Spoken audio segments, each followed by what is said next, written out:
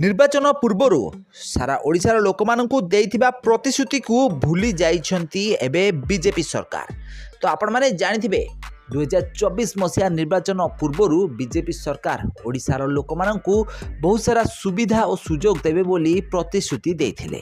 ତ ଇଲେକ୍ସନ୍ ଜିତିବାର ଏବେ ପ୍ରାୟ 4ରୁ 6 ମାସ ହୋଇଗଲାଣି, ହେଲେ ଏହାରି ମଧ୍ୟରେ ବିଜେପି ସରକାର ବହୁତ ସାରା କଥା ଭୁଲି ଯାଇଥିବା ନଜର ଆସିଛନ୍ତି।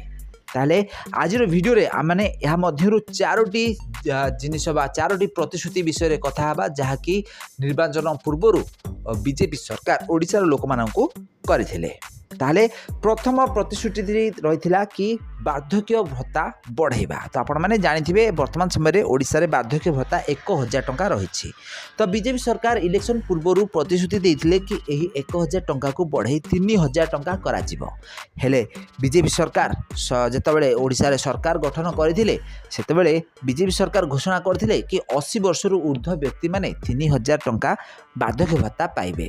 କିନ୍ତୁ 60 ବର୍ଷରୁ 80 ବର୍ଷ ମଧ୍ୟରେ ଥିବା ଲୋକମାନଙ୍କୁ ପୂର୍ବ ଭଳି ବାର୍ଦ୍ଧକ୍ୟ ଭତ୍ତା ଦିଆଯିବ, ଯାହାକି ବିଜେପି ସରକାର ନିଜର ପ୍ରତିଶ୍ରୁତି ରକ୍ଷା କରିପାରିନଥିଲା। ଆଉ ଏହାଦ୍ୱାରା ଜନ ଅସନ୍ତୋଷ ଦେଖାଦେଇଥିଲା। ଏହାପରେ ଦ୍ୱିତୀୟ ପ୍ରତିଶ୍ରୁତିଟି ରହିଥିଲା ବିଜୁଳି ବିଲ୍କୁ ନେଇ। ବିଜେପି ସରକାର କହିଥିଲେ କି ଯଦି ମୁଁ ସରକାର ଗଠନ କରୁଛି ତାହେଲେ 300 ୟୁନିଟ୍ ବିଜୁଳି ପ୍ରତ୍ୟେକ ଘରକୁ ଛାଡ଼ କରାଯିବ।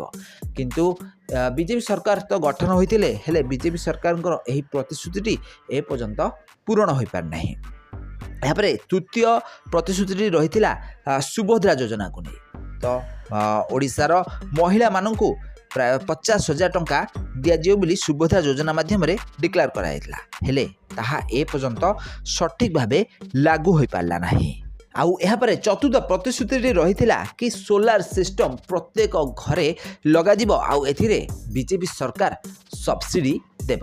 ତ ଏହି ସୋଲାର ସିଷ୍ଟମ୍ ଯେତେବେଳେ ଓଡ଼ିଶା ସରକାର ପ୍ରତ୍ୟେକ ଘରେ ଲଗାଇବା ପାଇଁ ଯାଉଛନ୍ତି, ତାହା ଅନଗ୍ରିଡ୍ ଆଉ ଅଫ୍ ଗ୍ରିଡ୍ ସିଷ୍ଟମ୍ ଭାବରେ ଡିଭାଇଡ୍ କରାଯାଇଛି। ଅନଗ୍ରିଡ୍ ମାନେ ଆପଣଙ୍କର ଯେତେବେଳେ ବିଜୁଳି ଶକ୍ତି ରହୁଥିବ, କରେଣ୍ଟ ଯେତେବେଳେ ରହୁଥିବ, ସେତେବେଳେ ସମୟରେ ଅନଗ୍ରିଡ୍ ସୋଲାର ସିଷ୍ଟମ୍ କାମ କରିବ। କିନ୍ତୁ ଲାଇନ୍ କଟିଗଲେ ଅନଗ୍ରିଡ୍ ସୋଲାର ସିଷ୍ଟମ୍ ଆଉ କାମ କରିବ ନାହିଁ। ଆଉ ଅଫ୍ ଗ୍ରିଡ୍ ସୋଲାର ସିଷ୍ଟମ୍, ଯାହାକି ଲାଇନ୍ କଟୁ କିମ୍ବା ଲାଇନ୍ ରହୁ, ତାହା ସୂର୍ଯ୍ୟଙ୍କର ବିଜୁଳିକି ଆଣି ବ୍ୟାଟେରୀକୁ ଚାର୍ଜ କରି ଘରେ ପ୍ରବାହିତ କରିବ।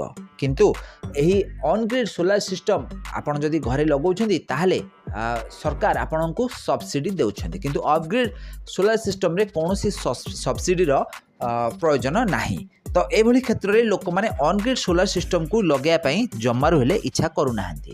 ତ ଲାଇନ୍ କଟିଗଲେ ଯେତେବେଳେ ସୋଲାର ସିଷ୍ଟମ୍ କାମ କରିବ ନାହିଁ, ତ ସେଇଭଳି ସୋଲାର ସିଷ୍ଟମ୍କୁ କେହି ଲଗାଇବା ପାଇଁ ଇଚ୍ଛା କରୁନାହାନ୍ତି। ତ ବହୁତ ସାରା ପଇସା ଖର୍ଚ୍ଚ କରି ଯେମିତି ଲାଇନ୍ ରହିଲା ବେଳେ ଯେମିତି ବିଜୁଳି ଶକ୍ତିର ଫାଇଦା ଉଠାଇ ପାରୁଥିଲେ, ଆଉ ଲାଇନ୍ କଟିଗଲେ ଯେଭଳି ହଇରାଣ ହେଉଥିଲେ, ସେଇଭଳି ଭାବେ ହଇରାଣ ହେବା କାରଣରୁ ଅନଗ୍ରିଡ୍ ସିଷ୍ଟମ୍କୁ କେହି ଓଡ଼ିଶାର ଲୋକମାନେ ପସନ୍ଦ କରୁନାହାନ୍ତି। ଆଉ ଏହି ଅନଗ୍ରିଡ୍ ସିଷ୍ଟମ୍ରେ ହିଁ ଓଡ଼ିଶା ସରକାର ବା ବିଜେପି ସରକାର ସବସିଡ଼ି ଦେଉଛନ୍ତି।